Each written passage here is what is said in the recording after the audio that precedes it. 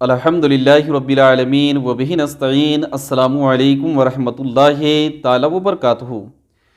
محترم ناظرین، انشاءاللہ العظیم آج ہم بیان کریں گے کہ میت کے نام سے قربانی کرنا یہ کیسا ہے اور اس کے گوشت کا کیا حکم ہے۔ میت کے نام سے قربانی کرنا جائز و درست ہے، اور اس گوشت کا بھی وہی حکم ہے کہ خود کھائے، دوست و احباب کو دے اور فقیروں کو بھی دے۔ یہ ضروری نہیں ہے کہ سارا گوشت فقیر ہی کو دے دے۔ ہاں، یہاں پر ایک چیز جاننا یہ ضروری ہے کہ اگرچہ آپ اپنی خوشی سے اپنے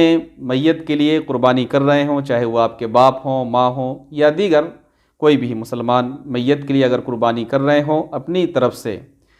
تو اس گوشت کے بھی وہی طریقے ہیں، یعنی اس کے بٹوارے کو، اس کے تقسیم کرنے کے، کہ ایک حصہ اپنے لیے رکھے،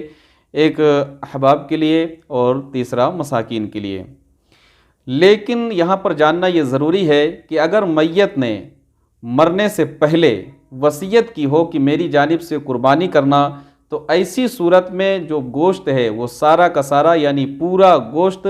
یہ صدقہ کر دے، پھر استعمال کرنے کی اجازت نہیں ہے۔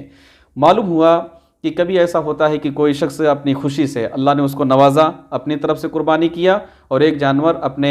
مرحومین کی طرف سے، یعنی اپنے باپ کی طرف سے یا ماں کی طرف سے، کسی کی بھی طرف سے، کسی مرحوم کی جانب سے کیا، لیکن اس میت نے کوئی وصیت نہیں کی تھی بلکہ اپنی خوشی سے اگر کیا، تو اس کا جو گوشت ہے اس کا جو مستحب طریقہ ہے کہ 3 حصوں میں تقسیم کیا جائے۔ لیکن اگر میت نے مرنے سے پہلے اپنے بچوں میں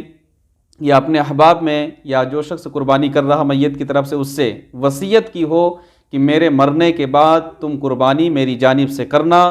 تو اس کے لیے حکم شرع یہ ہے کہ قربانی کا جو گوشت ہے پھر اس کو استعمال میں نہیں لا سکتا، بلکہ پورا کا پورا گوشت غریبوں میں اس کو صدقہ کر دیا جائے۔ حضور سیدی سرکار اعلیٰ حضرت عظیم البرکت مجدد دین و ملت الشاہ امام احمد رضا خان فاضل بریلوی رحمۃ اللہ تعالی علیہ فتاوی رضویہ جلد نمبر 20 صفحہ نمبر 455 میں تحریر فرماتے ہیں کہ آپ سے کسی نے سوال کیا کہ میت کی جانب سے جو قربانی کی جائے اس گوشت کو کس طرح تقسیم کیا جائے،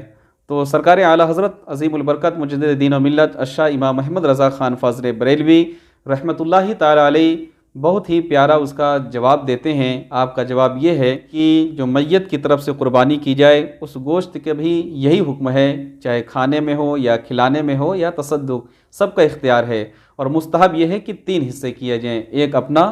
اور ایک اپنے اقارب کا اور ایک مساکین کا۔ ہاں، اگر میت نے، میں اس جملے کو دہرا رہا ہوں آپ کی آسانی اور سمجھنے کے لیے، کہ اعلیٰ حضرت رحمۃ اللہ تعالی علیہ سے جب سوال کیا گیا کہ اگر میت کی طرف سے قربانی کی جائے اس کا گوشت کس طریقے سے تقسیم کیا جائے، تو آپ نے فرمایا کہ جیسے کہ عام طور سے لوگ اپنے گوشت کو تقسیم کرتے ہیں کہ ایک اپنے لیے، ایک اقارب کے لیے اور ایک مساکین کے لیے، تو میت کے نام سے جب قربانی کی جائے تو اس کا بھی یہی طریقہ ہے کہ مستحب یہی ہے کہ 3 حصے کیے جائیں۔ لیکن آگے آپ تحریر فرماتے ہیں کہ اگر میت نے وصیت کی ہو کہ میری جانب سے میرے مرنے کے بعد آپ قربانی کرنا،